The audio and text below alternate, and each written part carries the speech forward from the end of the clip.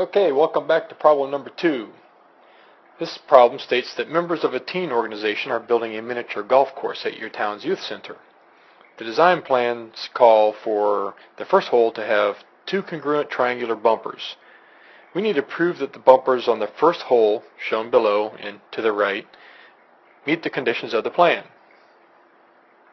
We're given segment AB is congruent to segment DE, angle A is congruent to angle D, and then angle B and angle E are right angles. And we need to prove that triangle ABC is congruent to triangle DEF.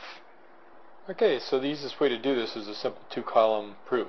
So we're going to start off with angle A is congruent to angle D because it's given. Next we're going to say that angle B is congruent to angle E because all right angles are congruent. We also know that segment AB is congruent to DE because that is also given. And we also know that segment AB and segment DE are included sides between 2 congruent angles. And finally, we can say that triangle ABC is congruent to triangle DEF by angle side angle. If you need it, here's a paragraph style proof of what we just worked.